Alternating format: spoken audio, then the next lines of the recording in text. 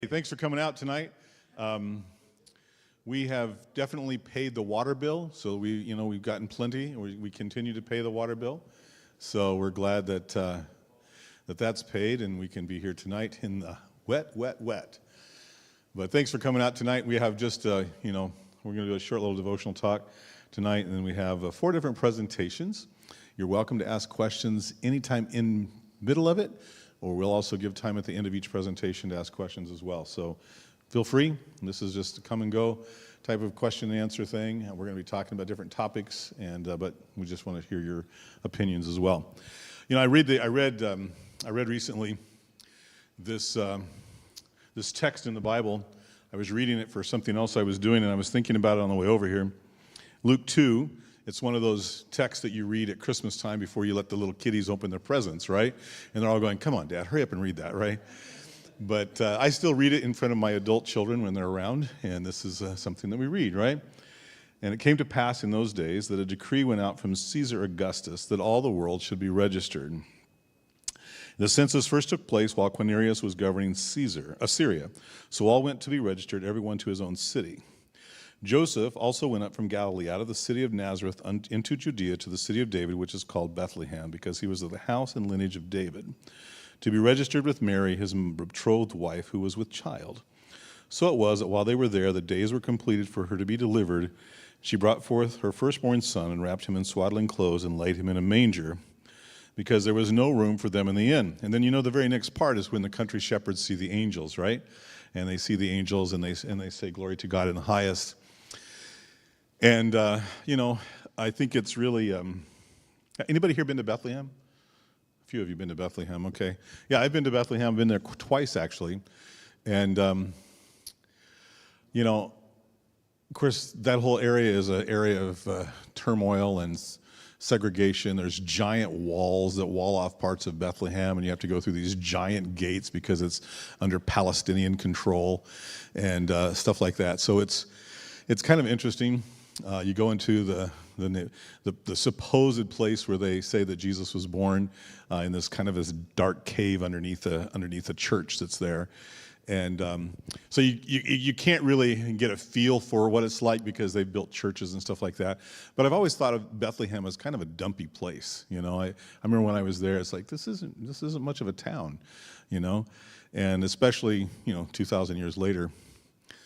But what I've always found interesting is when you think about where Jesus came from, to come to, if it was in that little hollow cave kind of stable thing that they have built this church over, I don't know if it was there, but it was in the vicinity. We know it was in that vicinity that Jesus came. And I read a science document the other day, a year or so ago, where they were talking about the number of stars that they estimate are in the kingdom, or in the universe. Anybody have a wild idea of how many stars that they've estimated that are in the universe? A bazillion? I'm not sure what a bazillion is, but they used a word that I had never heard before, and I had to look it up. They used the word octillion.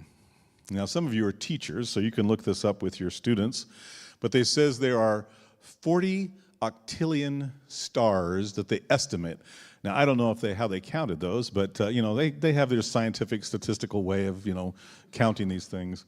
And they said there was 40. They estimate that there's 40 octillion stars. So I wanted to know, what does that even look like? If you were trying to write that out, what would that look like, right?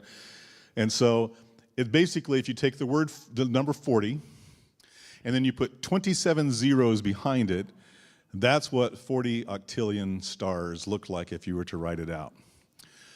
And by the way, Psalms 147 says that God knows every star by name, And I'm kind of interested in that because, my daughter, as some of you know, my daughter is expecting our first grandbaby, and she is very selfish in not sharing us the names of what she's chosen for this child. So it's about 3 or 4 weeks away now, and, so we still don't know what the name of this child is going to be. But how you choose names when, you get these name books. When we were choosing our kids, we had these name books, and you go through these name books, and then you'd talk about them a little bit, like, what does that name sound like saying all together, And that's, I don't know how you did it, but that's how Wilma and I did it, right? And I can imagine, what kind of name book does God have for 40 octillion stars? But then you think about the fact that he traveled through all of that space and time, through this amazing universe, to come to what is relatively a very small speck in the universe. It's relatively small. I mean, our galaxy, the one galaxy we are in, which is one of billions, is massive. And we're this tiny little part of the Milky Way galaxy. We had a guy giving a worship talk in our office a few months ago, and he showed the last picture of this one exploring thing that we sent up years ago. What's that? Yeah, the blue dot. And they told it to take one last picture before it was out of range and before it died, the batteries died. And you can go online and you can see this one picture. And it is just like this little tiny thing, and that's our home. And that's still in the Milky Way galaxy. It hasn't even left the Milky Way galaxy. So when you read Luke 2 this year, if that's your tradition, or if it's not, that's fine. But if you read Luke 2, whenever you do, think about all that Jesus traveled through to come and be born as a baby. I don't know what kind of Pampers they had back then, but he went through everything that a baby goes through, that a toddler goes through, that a preteen goes through. He went through all of that. And not only that, he says, I'm going to be identified with you as a human throughout all eternity. And why did he do it? Because he didn't want that little blue dot to be out of sync with the rest of his universe.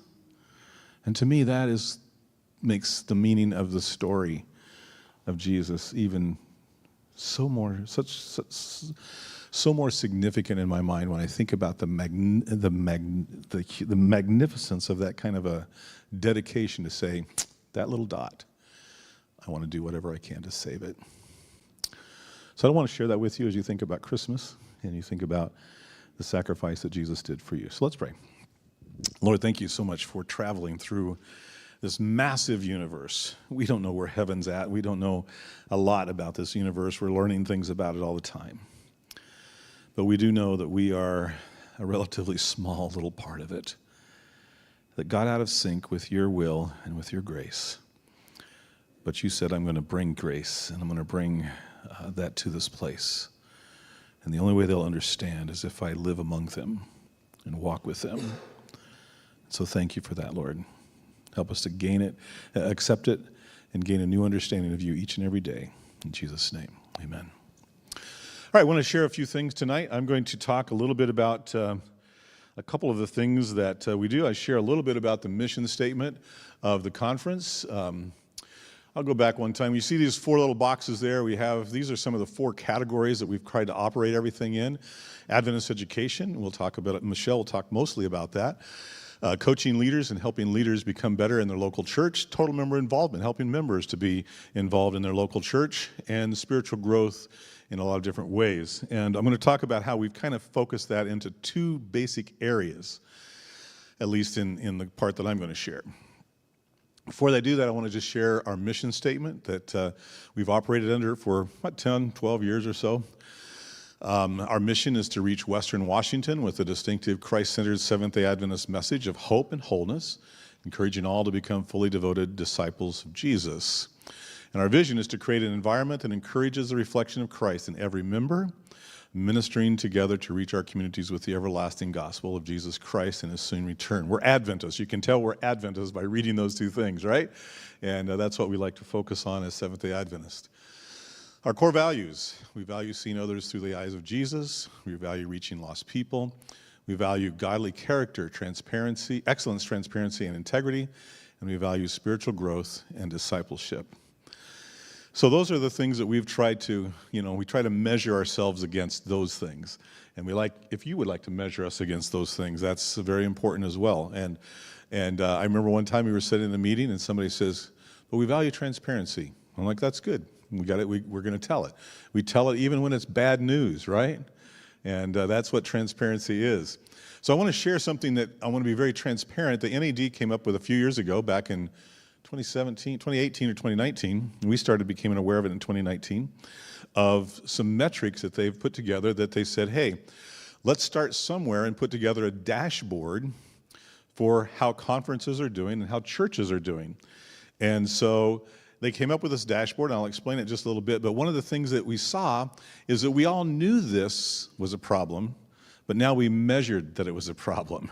And you'll see this in this next slide right here. What they've done is they come up with a dashboard that has every church is put into 4 different categories. You see 3 of them on this particular thing, because this is what we looked like in 2019. 18% of our churches were growing. Now, I don't know about you, but it's going to get more depressing as we go, all right? 18% of our churches were growing, 13% were plateauing, and 68% of our churches were in the category that's called declining. Now, let me tell you what it means. A couple of these, I'll just give you a brief understanding of it. Is the declining church is any church that has 0 baptisms in any given year. You can have 50 people transfer into your church from other places, but if you had 0 baptisms, it's still a declining church. Why would that be? Could you look and say, hey, we got 50 more people here. The fact of the matter is our mission is to call people to a greater walk with God and to invite them to come and be baptized and become discipleships. So if we're just moving 50 people around from transfer, we're just moving chairs around is really what we're doing. So that's what a declining church is. And if you have 0 baptisms, or even if you have 1 baptism and no increase in attendance, then it's still considered a declining church or something like that. Plateauing church is basically you just stayed static. Everything is static. A growing church has to do with, and this is interesting, the bar is relatively low as far as the dashboard goes. If you have 100 people in attendance, they expect you to grow by at least 2% in baptisms.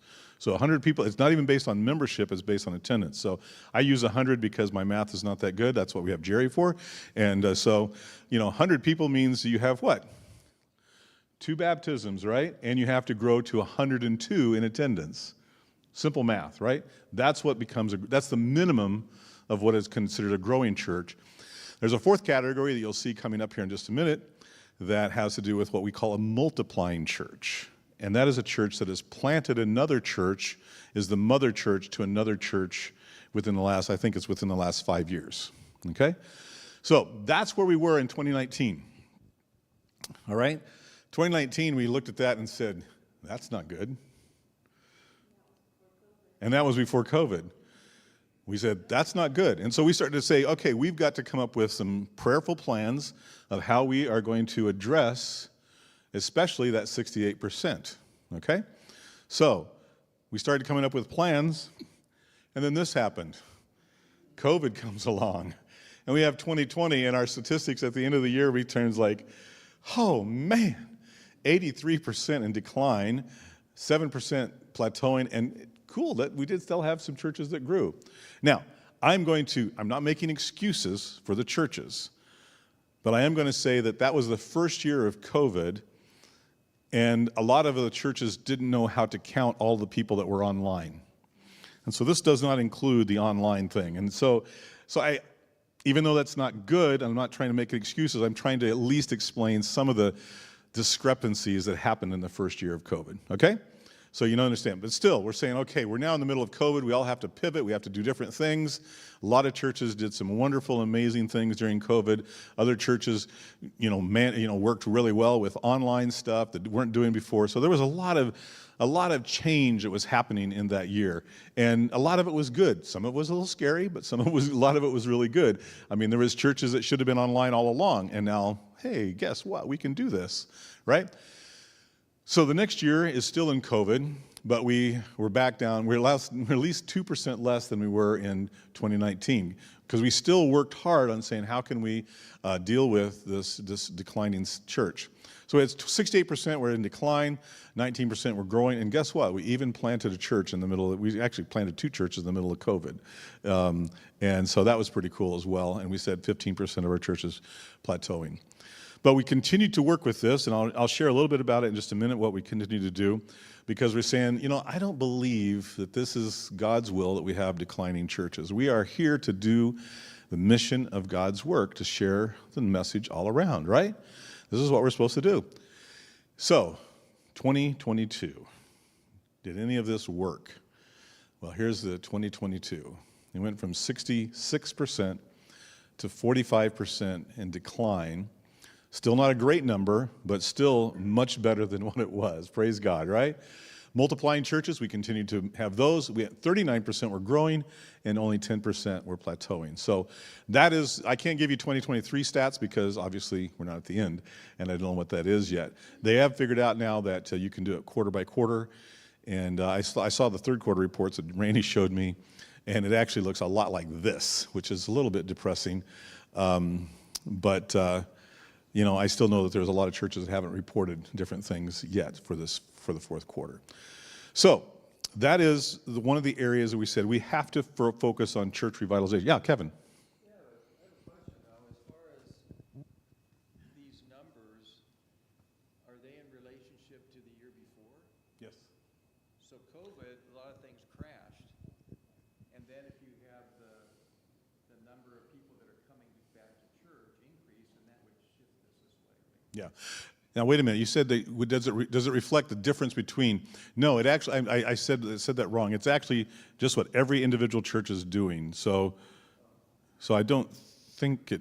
I think the answer to that is no. What I'm looking at is if you're looking at the number of members that are actually attending the church, and during COVID it dropped way down, and then after COVID it's going back up. Yeah. Then it's going to look like it's a growing church. Only if there's baptisms, though. No, it's baptisms and attendance, but it has to be both. So a church that has zero baptisms, even if everybody but came back to church that year, but they had zero baptisms, it would still be a declining church. That's one of the bare minimums of that, is to have at least one baptism, or 2%, whatever. So, yeah, thanks for the question. So that is where we at, and this is an area that we have really tried to talk. We've talked to pastors in our pastors' meetings about it. I call people and talk to them about it. Tyler Long, who's been our church revitalization guy, he's studied into it. The first year we put together 3 churches that we said we're going to do a beta test to see if this works. And so we picked 3 different churches, different ethnicities, one was a country church, one was a city church, and one was a ethnic minority church. And we're saying we're going to try these 3. It worked in all 3 of those, and so then we expanded, we tweaked it a little bit, expanded it, and we went from there. But what it involves, let me see if let me show you the NAD. This is what the NAD looks like. In 2022, they were at 52, so we were beating their average for declining churches, and I went too fast. The NPUC was 55, so we beat that average, and 52 for the NAD, so we at least beat the averages of those other places. So we're not competitors, but we kind of are. And so, anyway, that's what. We're making their statistics look good. That's right, John. We're definitely doing that. Yes, that's right. So I don't want to be the ones that make their go up. That's for sure. So anyway, but here's some of the things that we've put together. One of the things that I mentioned is if we have a number of churches, we have this plan that if churches want to sign up to do this, that we basically have a coach, and we say we're going to coach you all the way through, and we meet with them, and we meet with the church board, and we just talk to them and say here's the plans, and there's a number of different A, B, C, and D, and it's the whole thing. They sign on. If they sign on and they do it, we actually give them extra money to help fulfill some of those things. So that's one of the things we do. One of the things that they've done is they have found a thing that's, sometimes people say, well, you just measure tithe and attendance and baptisms. And that's true, we do. But there's actually a measurement that's called a Natural Church Development Plan that measures about 8 different church life things. And if a church takes that, they've done studies over 10,000 churches of all denominations. It's actually run by Andrews University, but it's a non-denominational thing. And they have years and years worth of statistics on this, that if a church follows this on average for 3 years, about over 80% of them turn into growing churches. If they follow it and they actually do what it says. And basically what it is they measure 8 areas of church life, and they say, work on the lowest one. That next year, you work on the lowest one. Maybe even the lowest 2, but don't get too carried away. You work on that, take the test again, keep working on the lowest one until you keep raising the overall averages. That's how it works. Obviously, we've had expanded prayer initiatives. Pastor Randy has done a lot in that area. We've had expanded youth, club ministries, children, family ministries. They always say that if kids want to go to church, the parents got to get them there somehow, and they just as well stay. I had a cousin one time, a niece one time whose parents weren't going to church. And one time we found out that their parents were starting to go back to church. Like, what's that about? He says, well, our daughter wakes us up every Saturday morning and says, you got to take me to church. And so the power of the church school, basically, and wanted to go to church. And so they started back to church, which I thought was kind of cool. That was my niece that was forcing my brother and sister-in-law to go back to church, which was a good thing. Anyway, so family, children's ministry, one of the things that, those things one of the things that Michelle will talk about is Adventist education, specifically about schools. But Adventist education is more than just what happens in our local schools, as important as that is. It's really about what happens at home. It's what happens at the children's ministry and the Sabbath schools, the Pathfinder clubs, the adventure clubs. All of that is part of a ministry. And when the churches are strong in that area, they're usually growing churches. We've done an expanded health ministry that has been focused on training local members, local leaders of the areas to be focused on that back in their local community. And we've done a lot of expanded community service. That was something that really came out in a good way during COVID. Churches that weren't doing community service before all of a sudden said, hey, we've got to do something to reach people for Christ. And that was a huge thing that increased. And one thing I like to throw in there, just because it's not something the local church does, but it's the Hope House that we opened also during the pandemic, which is a transitional house. It's one of only 2 in the North American division. It's in an old dentist's office in Tacoma, where people who are formerly incarcerated can come. It's kind of like a halfway house. They have to pay rent, they have to be in a certain time, they have to hold a job down, and they have to do all of these things to try to help them be reintroduced into society. And so it's just a continuation of a very active prison ministry that we have had in this conference for a number of years. So that's church revitalization, and that's some of the things that we've been doing. Any questions on church revitalization before I go on? These guys are timing me, so I got to keep moving, because they'll give me a hard time if I go too long. So, yeah. As far as the church board coaching, does the conference have like a website or something that church boards can access information? Mm-hmm. Yeah, there's a whole thing on there about evangelism and the whole aspect of a cycle of evangelism. It's on our conference website. And if you just look up and you do in the search bar it's kind of a new word that Tyler invented. It's called revangelism. And look it up, and he's got videos in there the church boards can watch, all that kind of stuff to say, hey, here's some things that we know that work. Okay? So it's all right there. Okay, I'm going to go on, because the second area that we have focused on, and you saw that starting to appear in the dashboard, we've actually focused on church planting as well. And we really tried to say, okay, we're going to focus on try to plant 3 new churches a year. So we haven't always done that, but that's been our goal. Sometimes we've done more. But let me, here's a question. I'm going to answer it before you ask me, because I know this gets asked to me so many times, is if you know that you have 40% of your churches in decline, why do you focus on planting new churches? All right? That's a valid question. So I'll tell you what I've said to others, is that I recently visited about a month and a half ago. I went and visited my dad back in Kansas. My dad's getting older. My mom is too, but my dad's health is declining. It's hard on a guy to watch your dad's health decline. Some of you have been through that. And, he's getting a little bit dementia and stuff like that. And, but I talked to my mom. What can I do to help? Is there, this kind of thing. I know she's looking at some assisted living for him.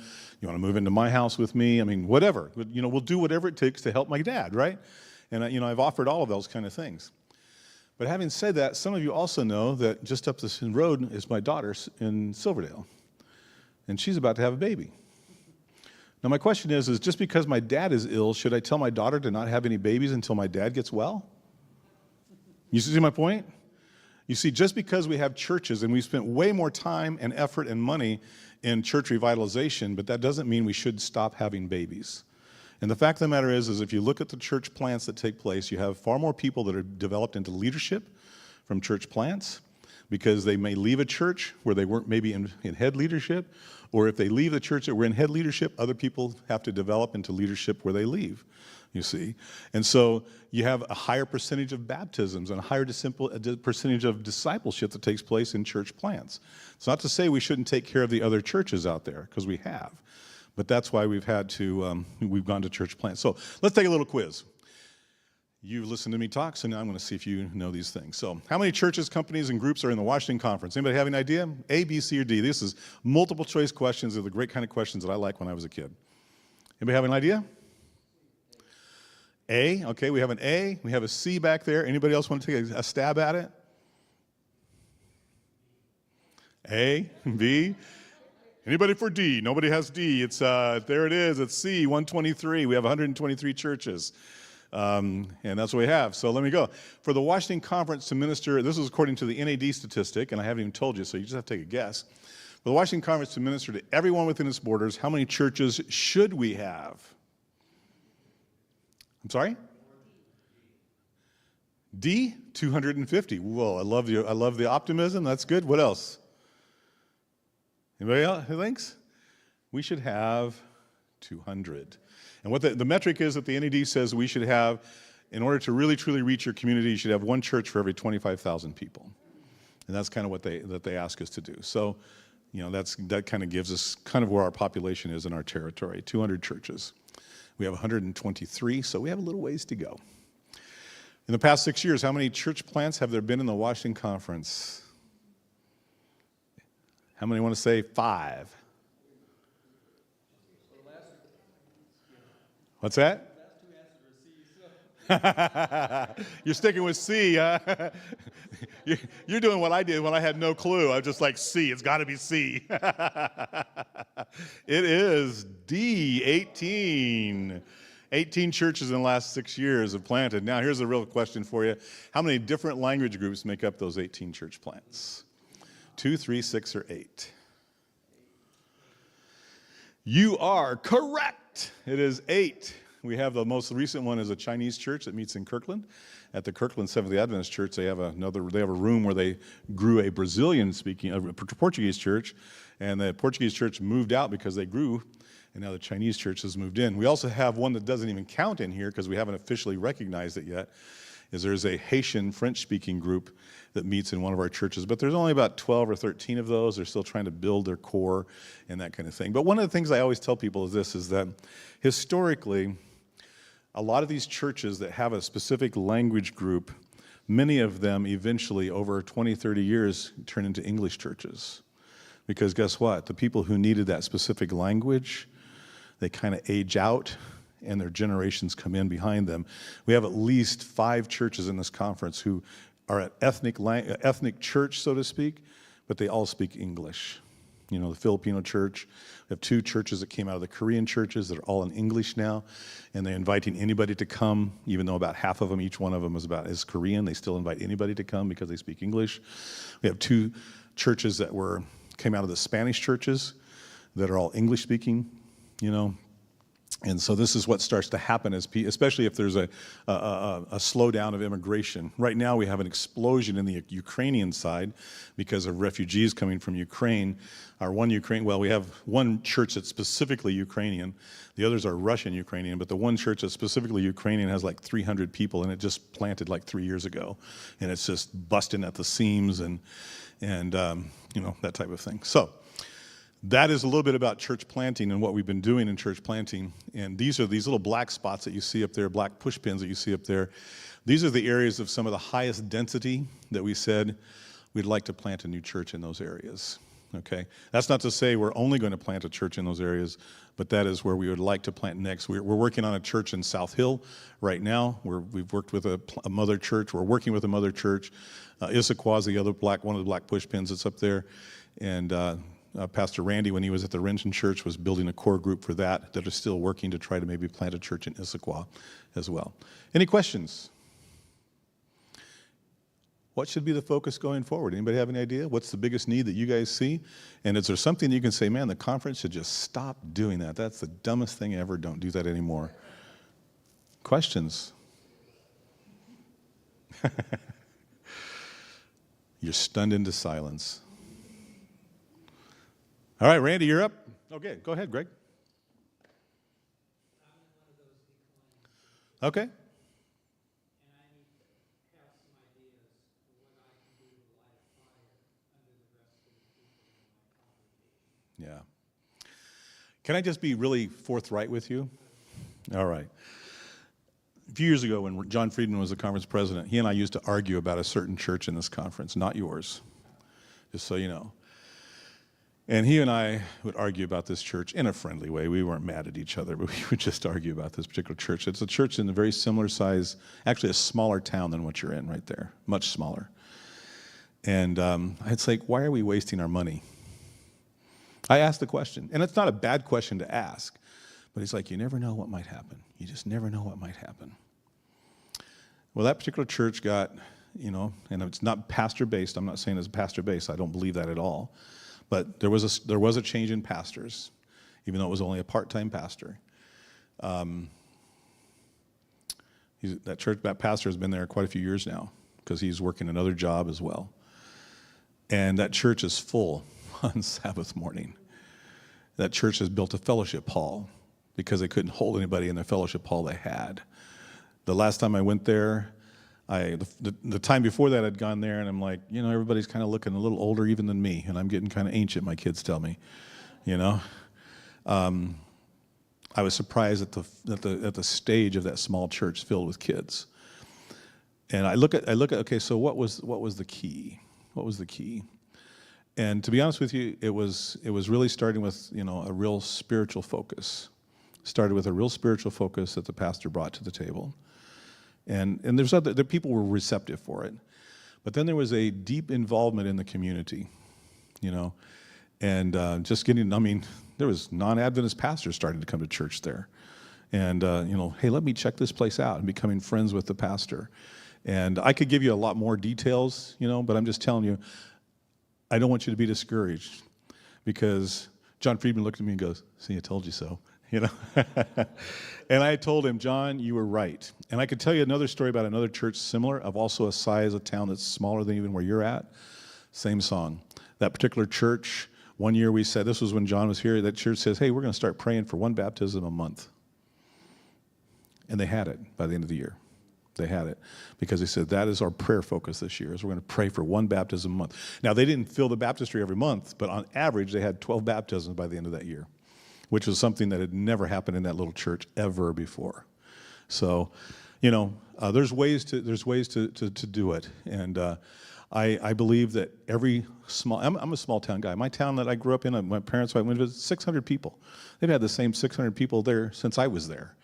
Well, I left, but so somebody else came and filled my spot. But literally, I go back there, and the fire chief is a guy I knew back when I was a kid. We used to throw rocks at each other because he called me a potato peeler because I was an Adventist, and he's now a good friend. I sat and chatted with him for almost 45 minutes. Just loved having a good talk with him, But anyway, are you making fun of me?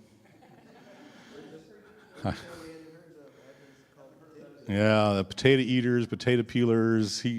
That guy was really obnoxious as a teenager. But the problem is I was equally as obnoxious as an Adventist too, so I probably deserve most of it. I believe that that's really what both of those places. Yeah. Yeah. Yeah, see? Mm-hmm. Yeah. Yeah. To me, that was the key. That was the key in both of those places, is they really said, Lord, we know we have a gospel commission. We know what our mission is, and it can't be just about that particular congregation. Sometimes our congregations become so insular. I'm working with a church right now that will also remain nameless, that's looking for a new pastor, and everything is about it is like, well, how are they going to take care of us? Which is not bad. There's nothing wrong with that.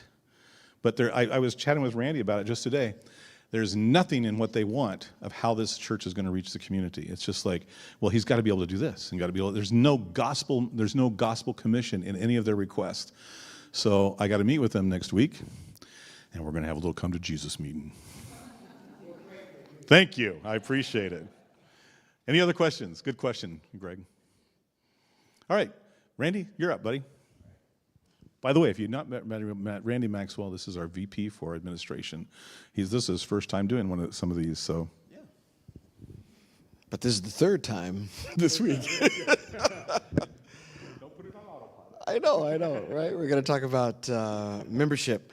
And some of the numbers that I'm going to show you are going to parallel. You'll see a connection between the numbers that Doug just showed you on the dashboard. Let's give us a little deeper dive into what those numbers mean. And by the way, I just have to commend you on the carpet and everything. It looks really nice. Really enjoy this. It's good stuff. All right. I'm just thrilled about that. Okay, so before I do that, I wanted to give you guys, I didn't have a quiz, but I came up with a quiz question. I did. How many members are there in the Washington Conference? Can't say. Nope. Ignoring this side. How many members do you think we have in the Washington Conference?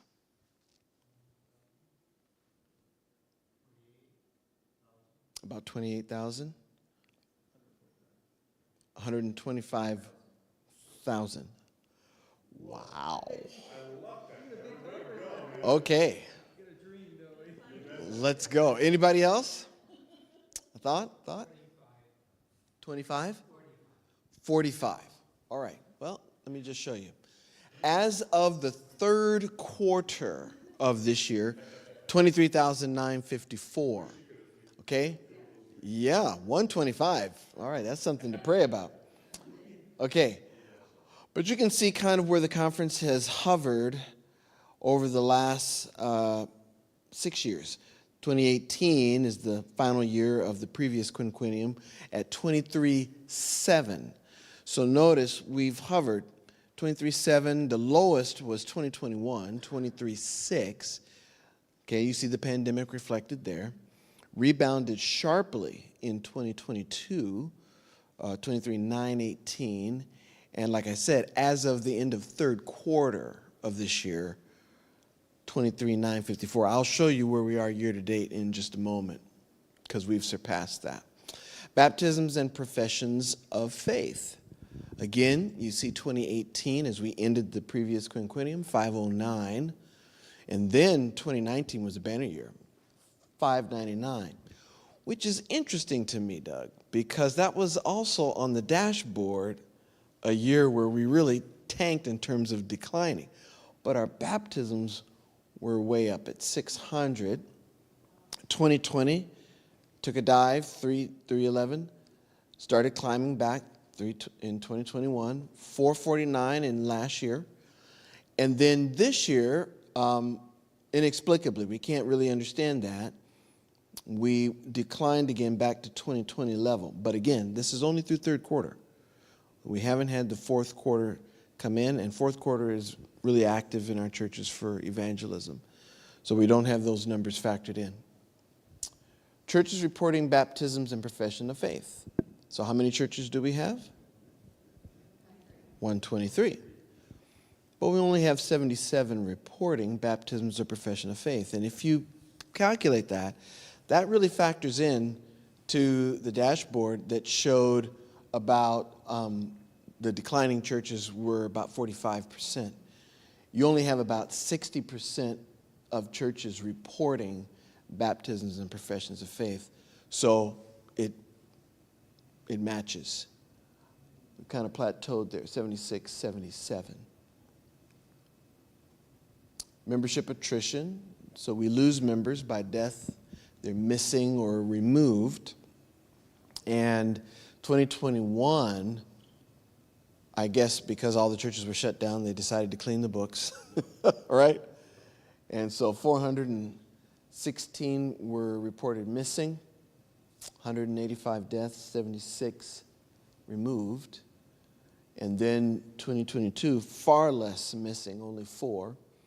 And then now this year, again, through third quarter, you can see where we're at, 166 missing, 138 deaths, and 34 removed. Transfer growth.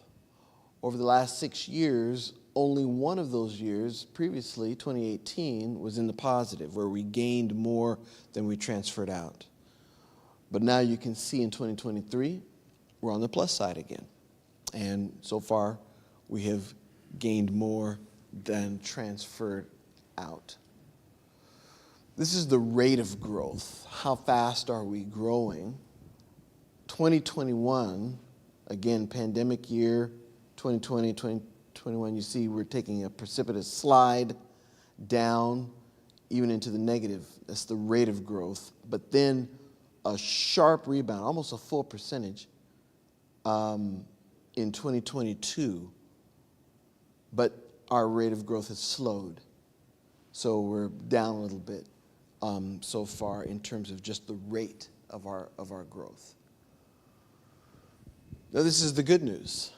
This is off of eAdventist, and this gives us more of a year to date. So even though the year hasn't closed, this kind of shows you where we are at 24,000 members. That's how many members we have. It comprises 16,000 families and 123 congregations, and you see how that's broken down. Added and dropped are there as well. This is an interesting one. You can't really see it that well, but this shows the ethnic diversity within the Washington Conference. Seventh-day Adventist denomination is the most diverse Protestant denomination in the world. And Washington Conference is starting to reflect that diversity. If you look at it, of our employees, 48%, 47 are white, and everything else in the pie is something else, right? Pacific Islander, 9, Hispanic Latino, 21, African American, 14, Asian, 2. So you've got quite a nice mixture there. And then by gender, male and female, it's almost 50-50 within the conference. So it gives you a snapshot. And one of the things that I'm putting together, it won't be in time for you, but maybe by tomorrow night I'll have it, is a graph showing the age in our conference office. Because if you go into our office, you'll notice quite a few young adults there.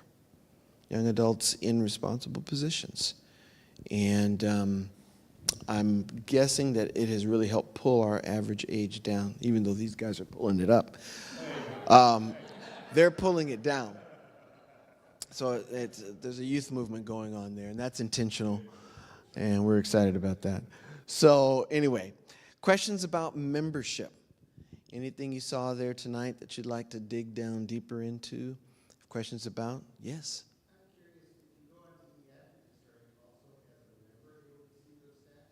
You should be able to see the dashboard.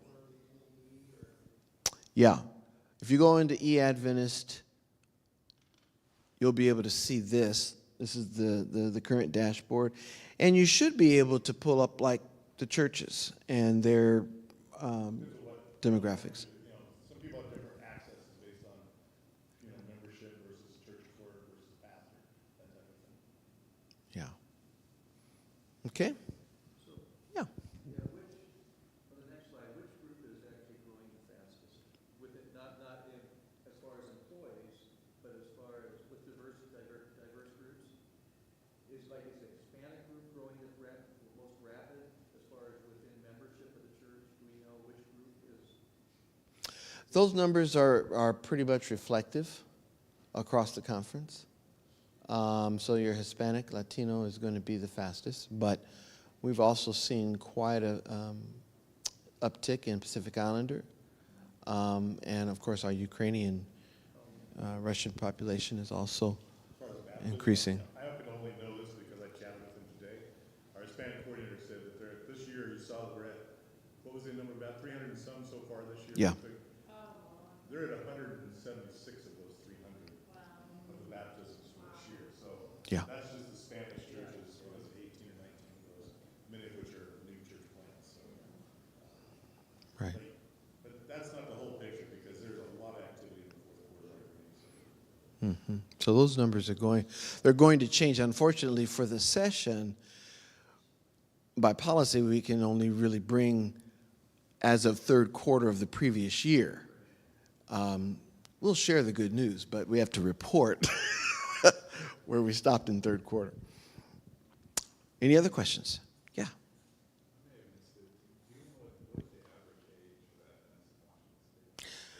Yeah. I don't know that. I don't have a good way of knowing that. I know that the average age of across the division, right, is what, 57? 6 or 7. Yeah. of the membership division-wide. Yeah. Now, please understand that if you have 5 kids that are not yet baptized, they don't figure into that average. It's only the baptized members. So, like I said at the NAD when they talked about that, is that, you know, it's maybe a little less because the unbaptized children are not actually figured into membership if they're not baptized. You know, obviously it's not baptized. So, Yeah. baptized is like 56, 57 each. Doesn't that kind of trouble you, that we don't count our kids? Well, they're on e-Advent, it's just not counted in those particular statistics. So Doesn't that trouble you? we could probably figure it out. There's something about all this number stuff that troubles me, frankly. Yeah. And, you know, to be honest, it should trouble us, right? Because we want to do a whole lot better. And like Doug said, the bar for a growing church is really low. 1 or 2 baptisms, that's, to me, you ought to be able to do that tripping. You know, I don't understand. So yeah, I mean, the numbers should bother us somewhat. They should. They help motivate us to, you know, get up and do something. Okay, anything else? I guess tacking on to that, not that this is what this is about, but whoever is regularly attending your church is your church family. Yes. So maybe 10, 15% of them are counted in your whatever. Mm-hmm. But there are people. Oh, yeah. Because there is a difference between membership and attenders. Now, we do count attendance as part of other metrics. They just don't show up. Those numbers are members. But it doesn't mean that the attenders are not important. They obviously are. Yes. The Washington Conference in the North Pacific Union is number 1 in attendance among the 6 conferences in our union. And we are number 1 at 39% attendance. So it's kind of a good news, bad news situation. We always laugh about that. Hey, we're leading it, but we don't even have 50% of our members going to church. We're number 1. Yes. Oh. Metrics for how are you looking at the online data? You had that up when you were sharing, you were talking about COVID, coming out of COVID, Churches are now supposed to report their online attendance as well. but all you're doing online, are you counting numbers or devices? I mean, all we can count are devices, and then Yeah. We try to do the best they can with the devices. It's obviously going to be you may have 1 person there, you may have 15 people there. Yeah, it's hard to know, and they are still trying to come out. In fact, didn't they just pass out a document how to count your online audience? And there's arguments as to how to do it. Some people just strictly, it's like 1. Okay, we got 1 device, we're going to count 1. At Renton, and it was just my decision to do it, I said we're going to count at least 2, because I know that in most of those situations you've got families watching. But I don't know the size of the families. I can't say, and there's got to be some average. So I said, you know, at least 2 per, you know, connecting point. that's really skew probably quite a bit of data if you're doing an online service. You might skew your data as far as how you're growing versus plateauing versus. Yeah, it might. But even if you were doing it at 1, if you just did it at 1, it's going to help your overall average. You got to count them. Yeah. Actually work against you if you don't have a lot of baptisms. You got a lot of online, like you say, you have 20 transfers in, but you don't have any baptisms, it actually hurts you. There's no doubt challenges with it because there's Yeah. people in this conference that have had baptisms from people that drove up watching a series in Las Vegas, drove up here to be baptized because they watched the whole series. It's true. They never attend up here, but they want to be Yeah. baptized and they transfer the membership down there. So, Yeah. so it's not an exact science. You're right. Go ahead, and then I'll come to you. So taking us back to what we talked about in Doug's presentation, it is a matter of prayer for our churches. Absolutely. Our children don't go to church anymore. Mhm. And we spent Thanksgiving with them in the Tri-Cities. And at our daughter-in-law's encouragement, who is not an Adventist, she said, you need to ask your children where they are spiritually and what's changed for them as they are now adults, Mhm. and what of the values we tried to plant have caught. And we didn't get a chance to ask our daughter, but we asked our son, and he said, I still consider myself a Christian. Mhm. And that just warmed our hearts. Yeah. But he said, required attendance at Auburn made it something that he didn't enjoy. Yeah. And when he got to Walla Walla and didn't have to go to church, sometimes they'd go and we came to visit, but then it came to the point where they just didn't want to go anymore. Yeah. So we just have to keep praying for our kids. Yeah. Because God's got their hearts. We planted the seeds. I've been an Adventist teacher for 38 years. I planted seeds in kids. And I'm not going to know until we get to heaven how many of those seeds have sprouted. That's right. Yeah. Everything that we've done for our children, I don't believe any of it is wasted. And I believe that they are seeds. And sometimes it looks a little different. The younger generation has a different relationship with the church, but they can still be connected to God.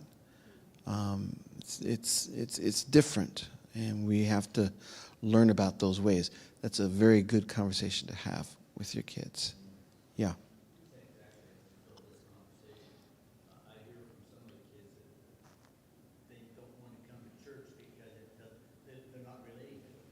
They're not what? They're not relating to it, or the other people Uh-huh. don't really listen to it. Uh-huh. Well, I want to have it in church. I want to do something different. Yeah. And even in,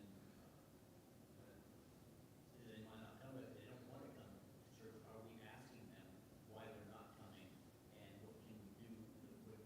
Why would they get involved? I look back at the old days when I was in Portland, and the youth were very much involved with the church. Mm-hmm. We had, in the city of Portland, we had the Vespers program, our senior class.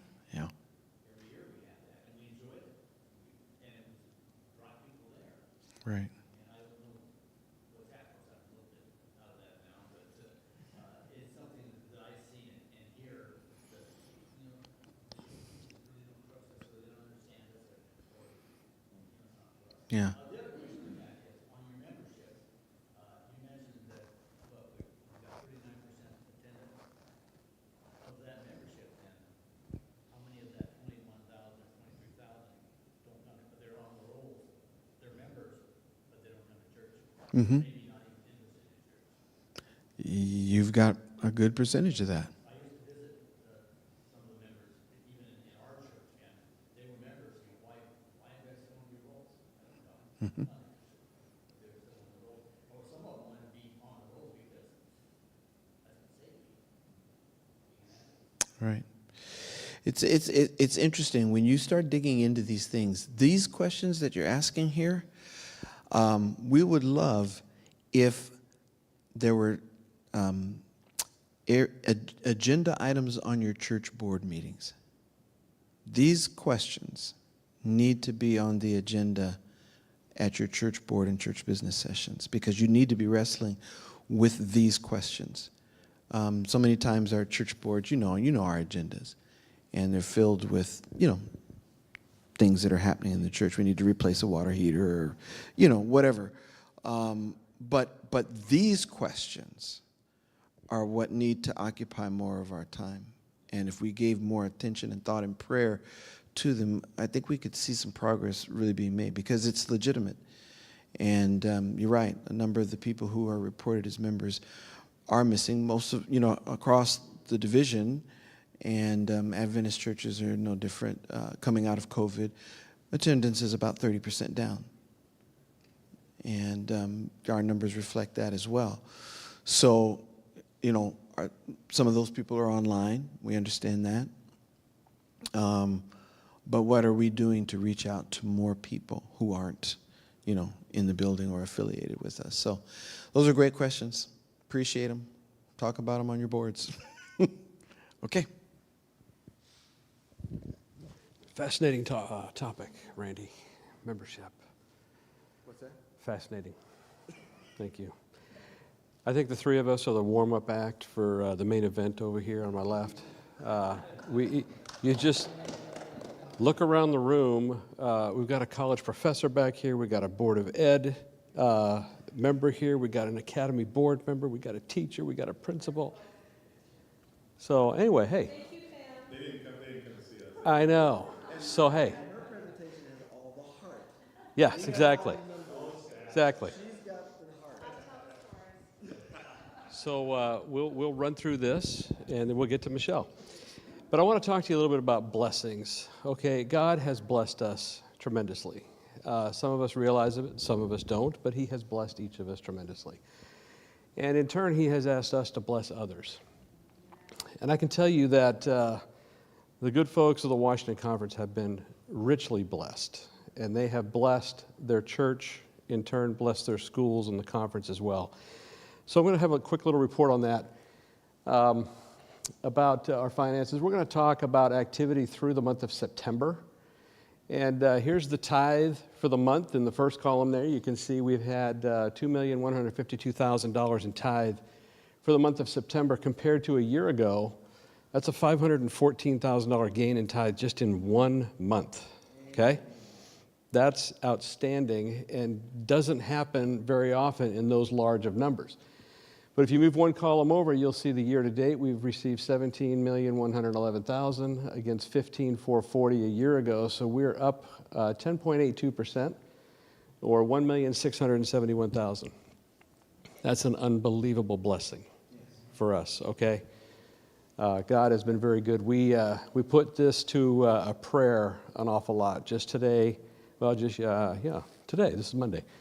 We have a Monday, Wednesday prayer team that gets together just to pray about finances. Finances for our conference, for Auburn Adventist Academy, for the rest of our schools, for our church members. And since we've been doing that the last 12 or 15 years, we've seen a nice little financial comeback in the Washington Conference. Most everything's going up. And so we're just going to continue to do that and be very grateful for what He's done for us. But we just looked at tithe compared to last year, but let's look at tithe compared to budget. For me, in managing, this is more important to me just because we build a budget and we'd like to know if it's working. And so this is the one that tells us we're in good shape or we're not good shape, but you can see, and I'll just go straight to the year to date, but it's the same numbers at the top there, $17,111,000. We budgeted through September to receive just a little over $16 million. So we are a little over $1 million ahead of our budget, or 6.5%. So that's just a tremendous development. Moving on, looking at tithe throughout the Union, the North Pacific Union. These are ranked in order on the column on the right, the tithe per capita, okay?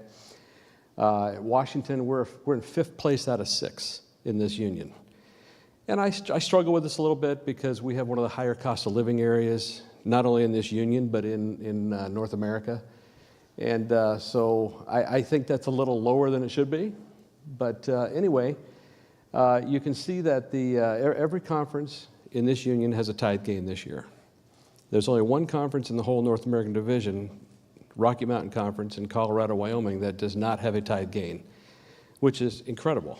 We never see this. And their loss is less than 0.5%. So God is blessing everywhere, not just us. But the NPUC has received $77,526,000 so far this year, a 9.85% gain. In the North American division, $925,274,000 so far, 9.65%. The NAD number, you're talking about a huge grouping of conferences and unions, and that's a very high percentage. We don't usually see that high. So things are going very, very well in the area of giving at this point. You'll remember that every 4th Sabbath of the month we have an offering that we call Washington Youth, and it benefits education, summer camp, young adult ministries, children's ministries, Pathfinder and Adventurers. Well, Sunset Lake gets 3 of them. So you got scholarships, operating, and I guess just, capital. There it is.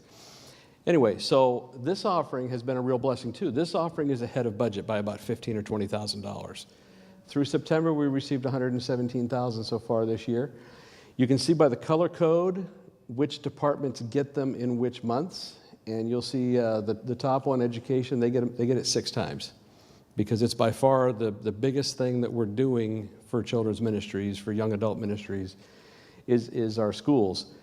The other ones, you'll see there's 3 of them, October, November, December, that we have not taken yet. Of course, the October one we have, and I guess the November one we did. We just don't have the data for that yet. But the shaded lines are the budget that we were expecting. The solid lines are the actual received. And you can just look at that graph and say, hey, this offering is doing really, really well against its budget. So we're very grateful for that as well. We're going to take a look at education, because I knew there would be a lot of education enthusiastic people here. And Michelle's not going to talk long enough about education, so I may as well too. So this piece of the pie right here is for every school we have except for Auburn Adventist Academy, okay? They're in another piece of the pie. So this is every other school. This is our teachers, their salary and benefits, and everything else that goes with funding. I guess that would be 20 schools, because our 21st school is Auburn Adventist Academy. But this is for 20 schools. So far, well, not so far. This is an entire school year, from July 1 of 22 to June 30 of 2023. So we spent $9.5 million in that area. It's by far our biggest piece. Auburn Adventist Academy, we spent $977,000 in subsidies for them.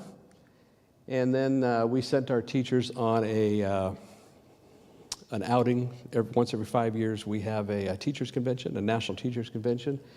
And that's what most of that $67,000 went to. And then we have the office that's in the building, and then we subsidize 2 universities. So since Doug and Randy got to do quizzes, I mean, there's one obvious one that we subsidize, right? Which one is that? We subsidize Walla Walla. What's the other Adventist university we subsidize? Nobody. Oakwood University. Yeah, because you've heard this 2 nights in a row already. Oakwood University. So $892,000 went to higher education in this last school year. So we're going to take that same data. So those top, if you look at the column, the leftmost one for 22-23, those graphs that I just showed are the first 5 lines up there, okay? And so if you take out the university subsidies, we spent in last school year $11,149,000 on education. So now we're going to ignore the universities right now. We're going to take that $11,149, we're going to divide it by our student enrollment of 1,540. And you get a Washington Conference cost per student of $7,428.12. Okay, so for every student, that's what we have subsidized. We do bill the schools for 60% of it. We subsidize 40% of it. So our take on it is $2,791.25. Now, what this does not include is that each one of our school communities has their own budget and their own finances and monies that they spend to operate their schools. I don't have that data, but this is just what comes from the conference office. Now, the other thing I want to show here is in the area of student enrollment. We went through some lean times. Usually the graph was going down for about the last 10 years or so. In the last couple of years, look at this. We're at 1,540 last school year, 1,406 the year before that, 1,203 the year before that. That's outstanding growth in just a very short period of time. And Michelle's going to tell you that we've actually had to add some schools back. We're not closing schools now, we're adding schools back. So that's just tremendous growth in our education world. So if you take those same subsidy per student numbers and put them on a graph, you can see where each school lines up. Now, this is going to look like Bakerview, Cedarbrook, PSAA, Orcas, that those are our favorite ones because we give them a higher subsidy per student. Has nothing to do with who's our favorite. We don't have favorites. But what it has to do with is it basically takes the enrollment and divides it by the number of teachers. Okay? Well, that's not the formula, but I'm just saying that's the main thing. Because on the left side, your parents are going to love the schools on the left side because they have very favorable teacher-to-student ratios. Okay? Your finance people are going to love the ones on the right side. Look at that. Look at that, Kevin. Which one's got the tallest little thing there? Your finance people are going to love that side because there's more kids in the classroom. It's more efficient financially. So I know we've got Polsbo here. We've got Kitsap. Where's Kitsap? Right in the middle, okay. Is that all we have here? Oh, we have Cedarbrook. Oh, man, look at you guys up there. Getting the big money up at Cedarbrook. Yeah, way to go. Anyway, so that's how that breaks out. And when I make this from year to year, it's just fun to watch how they just flip around. You know, they just trade in places all the time. So it'll look much different than this next year. Now, if you look at our financial statement, revenue so far through September is $23,300,000. Expenses and transfers are $26,515. The transfers are transfers to ourselves. We have several funds within the Washington Conference. Typically, what you hear about is the operating fund. That's the one that does all the ministry. We have a plant fund that owns all the assets. And then we have an endowment fund. We have several endowment funds that hold some monies too. So we're constantly trading funds back and forth. But that caused us to have a net loss through September of $3,214,000. That sounds like a really tough number to report. And believe me, it is. But if you move one column over, we expected that. We budgeted to have a loss through September of $3,544,000, okay? So move one more column over to the variance column, we're actually ahead of our budget by $329,000. So what this means is that for 2023, we have a balanced budget. We started the year with a balanced budget, okay? If everything goes as we have planned, we're going to finish perfectly at zero at the end of the year. And that's what these two comparisons are saying. What these two comparisons are saying is that if everything goes as planned from here on out, we're going to end up about $329,000 ahead. There's a lot of things to happen between now and then, but we're very optimistic. The reason we build our budget this way is because for the month of December, that's typically 3, 4, sometimes even 5 times higher than any other month, the month of December. There are people that won't give all through the year and they just save it to the end of the year and they give it in December. And so when you get that kind of tithe in your last month, it kind of makes up for what you've been carrying all year long. So we've had this growing loss every month so far this year. I'll just tell you from a conference funding standpoint, September is probably the toughest month of the year. And the reason is because we've just had camp meeting and summer camp. Okay, those are very expensive programs. We've got church members on vacation and in their campers and on their boats. And so our revenues go down a little bit in the summer months. And we've just moved a bunch of teachers in. So we're just paying those expenses.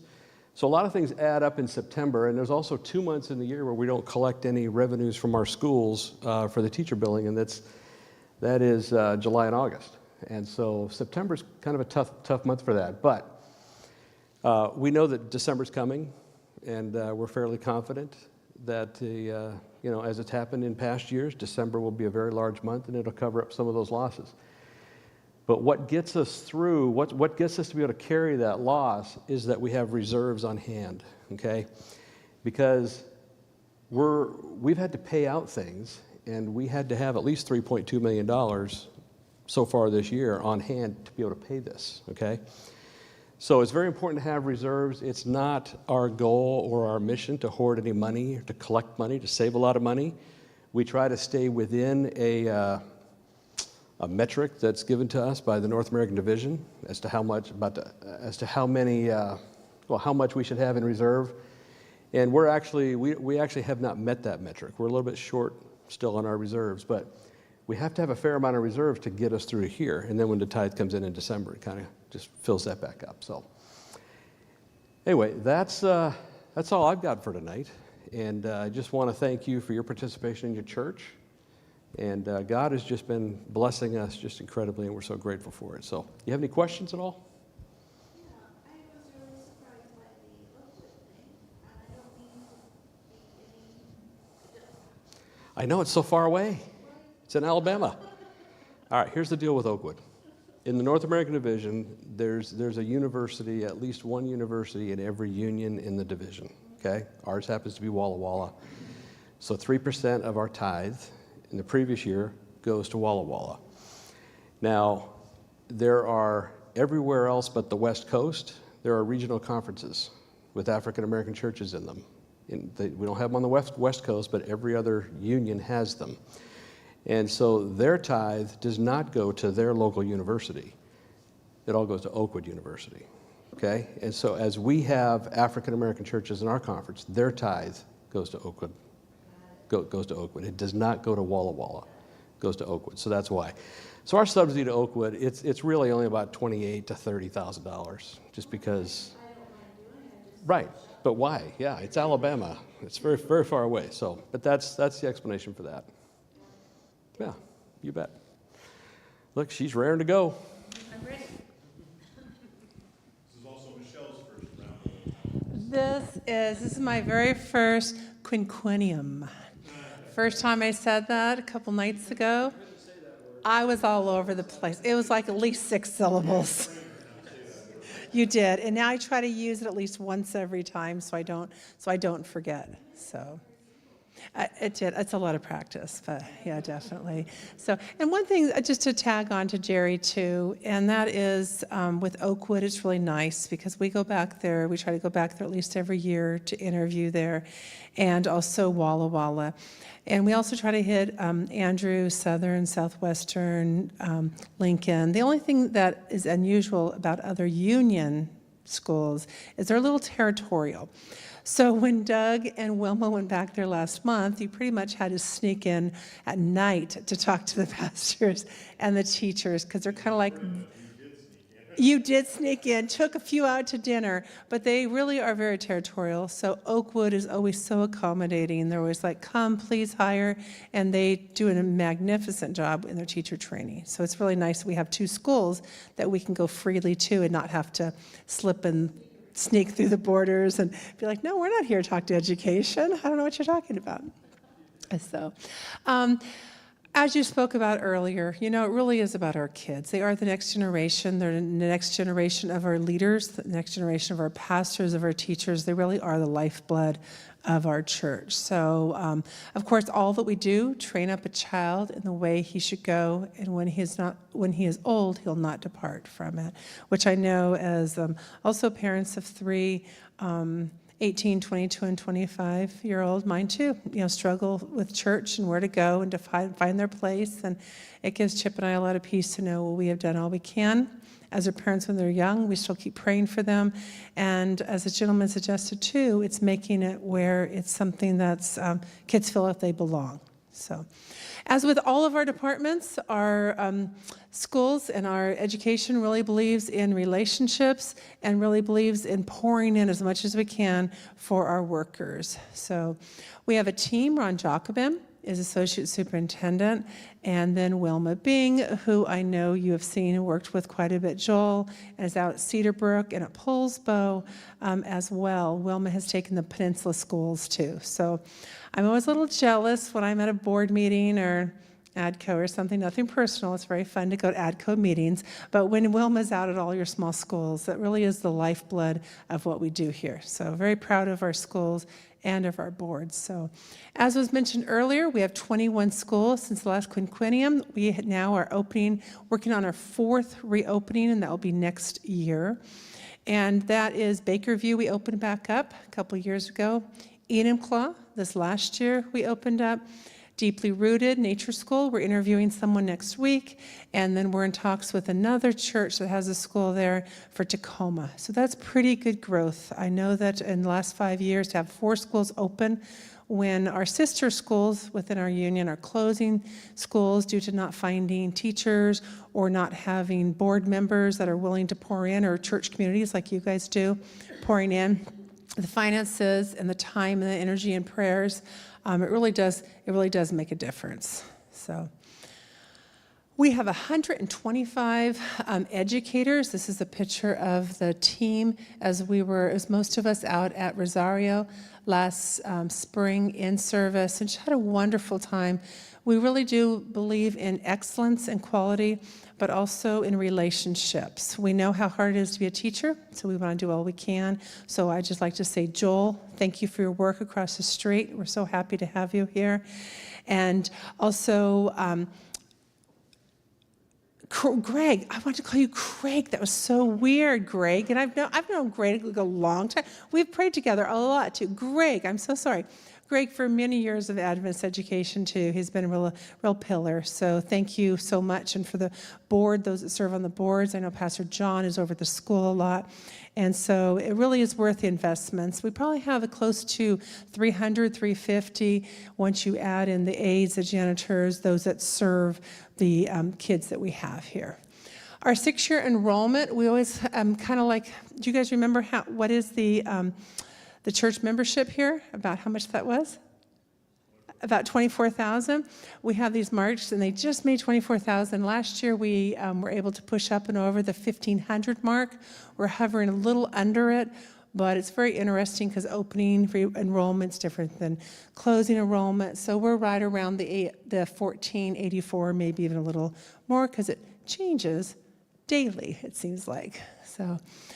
Not only do we bring Jesus to our schools, as those of you that have been in our classrooms and those of you that have served, but we also do have excellence in what we do. It's hard to see, so I apologize about that, but the third row down is a 50th percentile, and with the exception of 5th grade in math and 2nd grade in reading and then language with 2nd grade, everyone else is at least a 50th percentile or even above.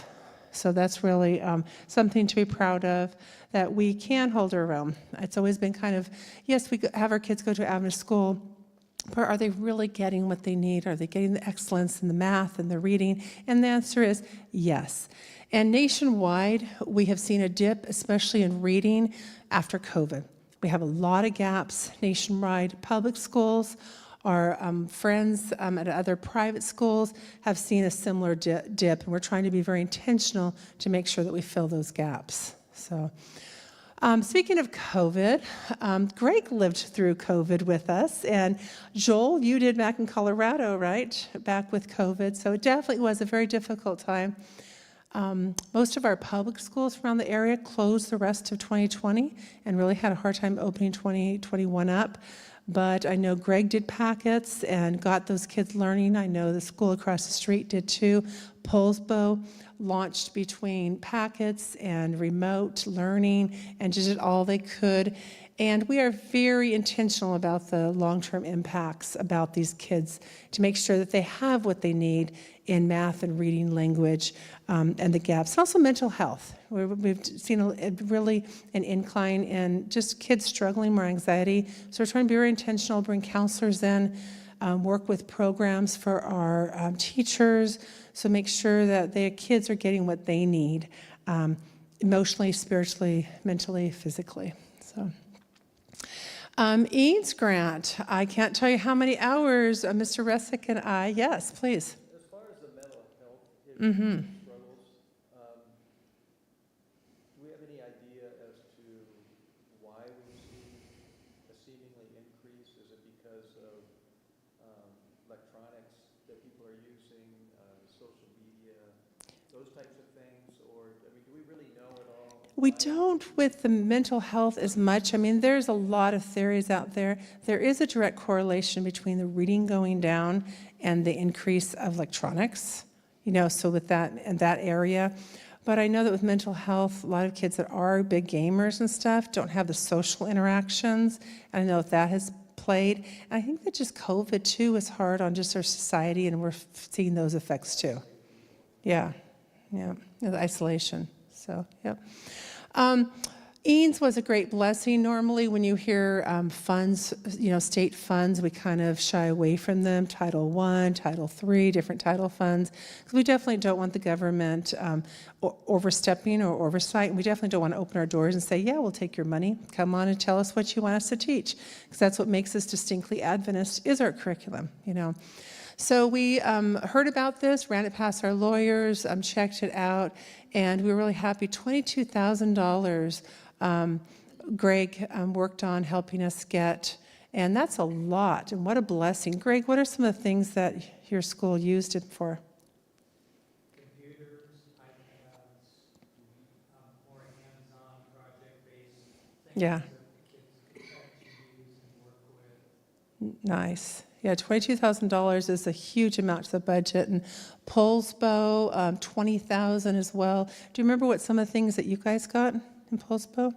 Yes, I think similar computers, and I think during COVID, right? Mm-hmm. We tried to put some screens up and things Right. for kids as far as to isolate them a little bit. Right, the 6 foot to let them get closer, but yeah, kind of the barriers. Yeah. And then right across the street, Kitsap, almost $50,000, $47,000 on their budget. And I know that I think you are still benefiting over there from the computers and the different things you got. So what a blessing, $1.2 million that the Lord helped us with through state funds right here in Washington. So some of the fun things that we like to do throughout the years, we have a yearly outdoor school. And it's really fun to see kids do things like the girl on the right. I think that's probably her first fish she ever caught. Lots of fun. And rain or shine, as you can see on the left-hand side, the kids still have smiles. So great time. So coming up in February is our Arts Fest. And this is a time where we get the kids together and we have drama and choir and orchestra and band. And they are able to work together with all different kids together. How many of you have been to an Arts Fest here in Washington? Okay. Yeah. A lot of fun, beautiful sound. And so if you, the very first Friday in March, I think it's March 1 at Auburn Adventist Academy, watch for that announcement because we'll be having another one coming along too. So, as I mentioned before, relationships. I mean, what can we do in life without building positive relationships? And so we try to be very intentional to make sure that we're building relationships with students at different schools. So instead of just meeting with the seniors, we actually will meet with the freshmen, sophomore, juniors, and seniors. So we'll track some of these students at the other schools, the other universities around the U.S. to let them know what we're about, what we stand for. And I know in Southern, I'm known as the conference that brings Emily chocolates. And so it's like, note to self, don't bring anything else. You're the chocolate person. And so we just try to really form relationships because there is a teacher shortage. And the union has been very intentional trying to do scholarships. We have been trying to plug going into as a pastor and as a teacher, but it's kind of a hard sell. And that helps us with recruitment. So we do what we can to bring teachers in and also develop the ones that we have. We have good teachers. We don't want to spend all of our time ignoring what we have right here, the priceless teachers we have. We really want to pour into them with as much as we possibly can. So another way that we're doing teacher development is Wilma Bing, our associate superintendent, is working on standards-based learning. And also we realize that we have a lot of schools that have just 1 or 2 teachers. And it is very lonely. When Judelle was there, very difficult with just 1 teacher. And Greg, I know that it would be hard without other teachers around. You had fantastic aides, but we are trying to do all we can to bring our 1-2 teacher schools together, even up to our 4 teacher schools like Joel's, so they can collaborate and talk. So another kind of initiative that we are working on is we are trying to build as many of our 1 teacher schools to become 2 teacher. And Polsbo is a perfect example of that. How many years do we talk about should we have 2 teachers? Many, right? The magic number is 21. We have metrics. You have to have so many students to so many teachers, a number. And so the magic number for 2 teachers, that will be, as Jerry mentioned, conference subsidized with 40% from us, 60% from the local, is 21. And we hovered at what? 18, 19, 20, forever, a long time. And then we found Sierra. She was getting married, and I remember coming and saying, I have a perfect one. Do you think we can do it? And so you talked to them on faith. They did. And how many did you have that first year? 27. 27. So God does. And there's ebb and flows. I know that it's probably, I think, lower now. Yeah. Yeah, exactly. That's like about a quarter of your school when you're a small school. So, yep. Yeah, but I think it does make it stronger. And also, we are going to lose teachers if we don't surround them with support. And Judel's amazing, and it's like we were going to lose her if we didn't provide someone else. And Greg, I mean, you did alone a lot. You had some help, but it's hard to find young people nowadays that are willing to believe in the mission, to realize it's going to pretty much eat all of my time. Self-care is a really big thing with our Gen Z, which is good, because we can learn a lot from them, but we're finding that's really hard to keep our one-teacher schools, to keep the teachers with the new ones that we have. So, mission focused. Ellen G. White said that we have schools for two reasons. One of them is as a safe haven for what? Our own children, a safe haven. And so we have tried to do all we can to make sure that our own kids can come in, are familiar with it, can afford it, and also is very mission focused. And after COVID, we just saw a surge in the percent that was a mission field. And so Skagit, Peninsula, Auburn Adventist Academy, 20 to 30% of those students do not come from a home that is Christian, and certainly not Seventh-day Adventist. So it even kind of goes up from there. Lewis County, Northwest Christian, about 50% average. Half of those kids are from non-Adventist homes. So we really are intentional to make sure their excellence is good, and also to be the hands and feet of Jesus every day as we are with those kids in this class. So even more so, Cypress, Kitsap, Grays Harbor, Olympia, Orcas, 3/4 of those students come from non-Adventist homes. So right across the street there, it's amazing. And then even more so, Cedar Brook, Poulsbo, you're on Poulsbo and Shelton, 95 to 100% of those kids are from non-Adventist homes. So we do have to be, since 5 years ago, we do have to make sure that we really are taking care of our own and making sure that we are having it very mission focused as well. So I feel like we do good things. I know that our whole topic now is greater things. I feel like that we do very great things, but the greatest thing that we do and have the privilege to witness, does anyone want to guess what that is? Kids giving their hearts to Jesus Christ. That is why we do what we do. And it is the partnership between the principals, between the pastors. The girl on the right is a young lady from Cedar Brook, where she is from. Why do I keep saying that? I said it, this is like my third night. It is. Well, I said it last night when I was at Shelton, too. So thank you. I think I'm just going to hand that part. Is from? Shelton. Thank you. I'll do it tomorrow night, too. Maybe I'll get it right. From Shelton. And Doug was out there doing evangelistic series, working with her pastor. And Doug, you want to share who else got baptized besides the young lady? There was another man, a gentleman that was there, and then this lady here, this young lady from Shelton, that's now an Adventist. Yes. Yeah. Her dad is also a returning Adventist. Yeah. And so you may say, why do we do what we do? And it's to be the hands and feet of Jesus. And this is a group that's up at Skagit, and they're just waving. And also those cute faces. How can you not just love those kids? They're just so adorable. So any questions about our education program, department, or anything else that we can answer for you before I turn it over to Doug? No? Okay, here. No, just kidding. Any questions? Oh, yeah, yes, exactly. These are my people, so I'm within very comfortable. Yes, Mr. Russick. I just want to thank you for supporting us education the way you do, especially a small school like Cedar Brook. They have 7 students this year. They just added 2 more. Praise God. And that school, it's 100% non-Adventist. But the kids in that school, they love it when I come back and I bet they do. You are very beloved. Special kids. All of the kids out there need to hear about Jesus. They do. But in those schools, we get an opportunity that other schools don't. Yeah, you're right. Thank you for putting that high number on that. Exactly. And, we are very, 10 is the magic number that we really want to see for one-teacher schools. But I've not seen any of us really even hardly talk about it if it's under 10, because we realize, what are we going to do? We're going to cut one teacher? Well, we just close that school. So we'll close it if there's fighting, if it's not working, if that sort of thing. But for low numbers, we usually try to write it out. So God is faithful. So thank you.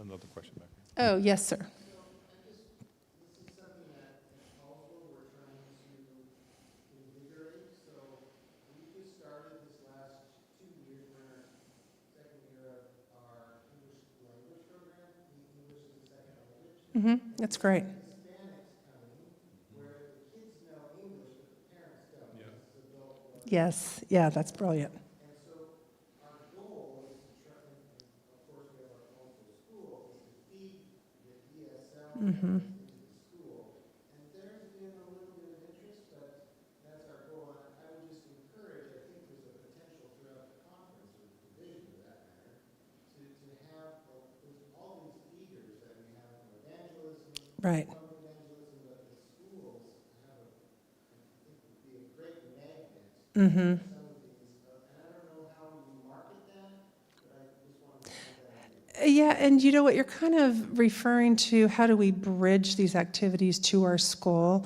And so we actually met with the pastors and we talked about, we called it building the bridge. Like, how do we build from Cedarbrook, for example, and Shelton? How do we take these kids that go to school every day and how to bridge them over to the school, or like you said, the English language learning school, over to the school?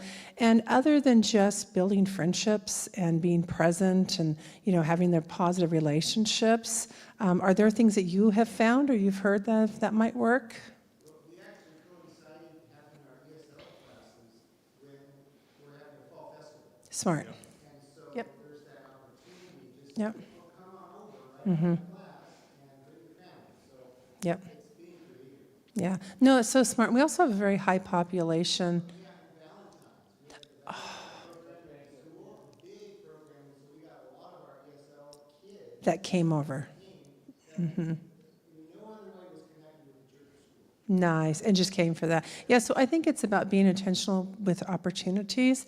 And I know that we have a very high homeschool population. And we have always said, Ellen G. White herself says, mothers and fathers that sit with their children at their feet, that really is Christian education. They are teaching those kids. So we don't want to come in and cast any doubt or throw any shadow or anything about homeschooling. It's a very beautiful thing when it works well for a family. So we always want to invite them in. Come in on Fridays, come into the holidays, come into the thing. So as soon as homeschooling doesn't work, then we are the next thing on their mind is, I know where I want to put my kid. So, yeah. Awesome. Thank you, Michelle. One of the things that I was talking to a principal of one of our largest schools today, and I think it's scalable for wherever, in answer to your question, Bruce. I think it's scalable to whatever. Because he just told me, he says, we just had another 14 kids sign up for Bible studies, most of which are non-Adventist. It's one of the schools that has about 40% non-Adventist. And but the thing that particular church and school does is there are so many events that take place on Sabbath morning that church and that school have. And I tell you, if they have something that the school puts on Sabbath morning, don't even try to go to church there because the place is full. They have 200 students in their school, and over 200 students in their school, but you can't even get a place to sit. Jerry got kicked out one time, literally got kicked out because there was no more room in the inn. We don't have a place for you to sit. And he was happy to leave, to be honest with you. Not because he's mad or anything, but he was glad that there were so many non-Adventists in the building, And so I always tell, in my mind, as many times as you can get them in the building on Sabbath morning or some other time, like what you're saying, when the church is gathered. But then the real issue is let's not have our little Adventist cliques over here talking to everybody. And then they're all like wandering over here. So you got to really be integrated and intentional to be out there talking to them. And the churches that are doing it, no matter whether they have 200 in them or 15 in them or even less, that's the one that when they keep looking for those kind of things, that's what really makes it work. So, all right, we're about to wrap it up. Hey, go ahead, Charles.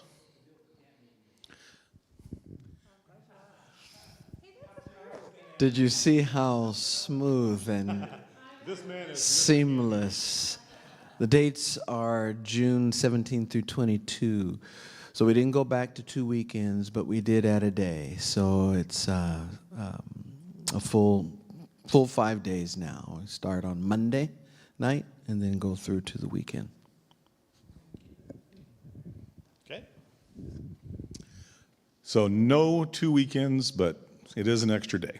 So, any other questions?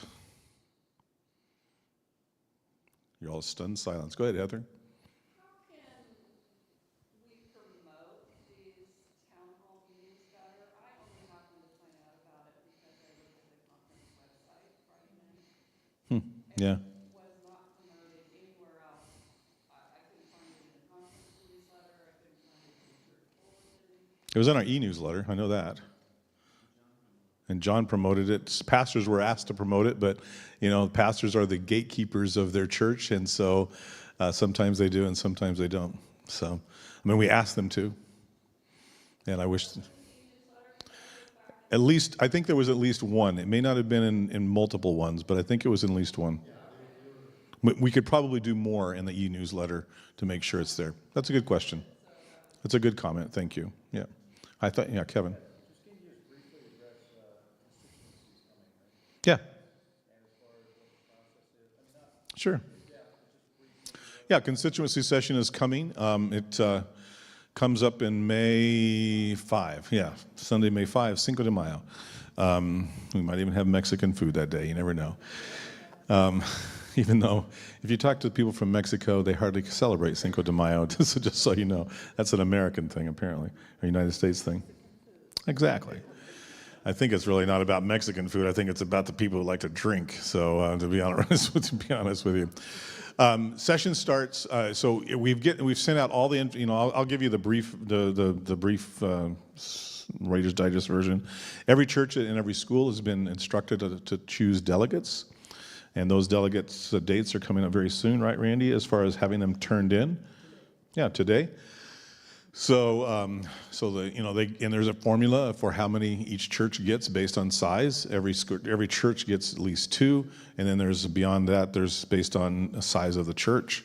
So that's the first step that's going on. Obviously, there's evaluations that are being done on all the department directors and ourselves as well. That's being done by the union, and so that will be something that will be done via survey on not e-Adventist, an electronic survey, that they will do that. The agenda process takes place in January, so every church has given an opportunity to submit suggested agenda items, and the agenda committee goes over that, which is the lay advisory committee, and they will go over that and say, yeah, we should talk about this, we should talk about that, we should throw that one out, that kind of thing.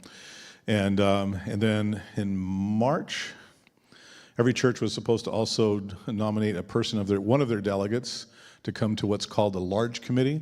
Back in the old days, they called it the committee to elect the committee. The committee to elect the nominating committee. That's the way it used to be. But anyway, so it's now called the large committee. They'll get together and they'll choose the nominating committee.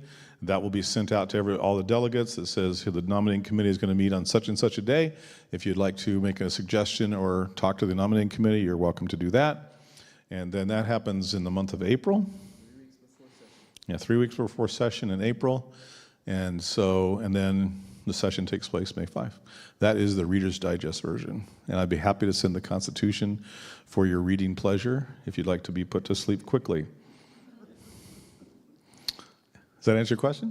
Yeah, go ahead, Heather. I want to thank you for supporting Health Ministries. It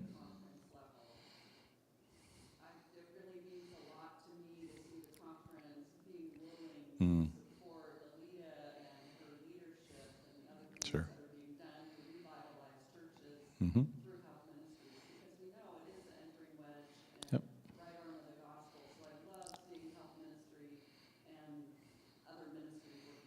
Yeah.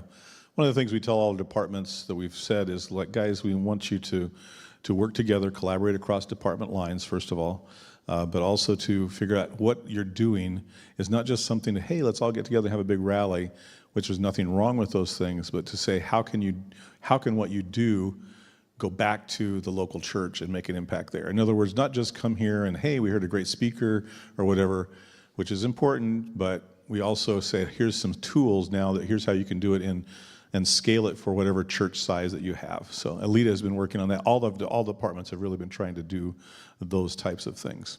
And we try to do it more in regions now instead of, hey, you ought to all come here, but try to do some more of the regional things. And there's still times to all meet at Sunset Lake or whatever. Those times are valuable too. So any other things? Once again, thank you. I appreciate you coming out tonight. I think the water has turned off out there a little bit. Somebody finally found the off switch. Maybe it's not quite so hard, but thanks for coming out tonight. I hope you guys have a holiday that's blessed, and whatever you do with your families, it's a wonderful time of year. And but I'm also going to challenge you. I was talking to somebody the other night at J2B. I was working the J2B booth for when they get done at Auburn at the Academy on Thursday night last week, and this man came through. He was from Texas, and his wife is here, and he goes, "Do you know why we're here?" He goes, "We've always wanted to do this because we used to be from here." But he says, "And this was such a blessing tonight." And why is that? He says, "Because we're here to attend a memorial service for one of their children that had committed suicide, and his 30s." And so, not only you talk about mental health, this is the time when a lot of mental health issues take place as well, because people are missing loved ones and stuff like that. So look around, enjoy family, but look around for those who might need to have a little extra hug or whatever during this time as well. All right? Hey, Randy, why don't you stand up and have prayer for us? Let's stand together. Father in heaven, we thank you for the blessings that you have bestowed upon the Washington Conference over the last 5 years. We thank you because we came through a pretty dark and troublesome time during COVID. But Lord, even during that storm, your church grew and people were added to the kingdom. And we thank you for that. Thank you for how our schools have also grown through that time period. And for the challenges that still remain, Lord, we lay them at your feet. We are your church, and you said that the gates of hell would not prevail against it. And so we stand on that tonight. And thank you for all the people who came out tonight. Bless us as we go to our homes. May we arrive safely, and keep us until we are able to meet together again. And Lord, come soon. We want to go home. And we thank you in Jesus' name. Amen.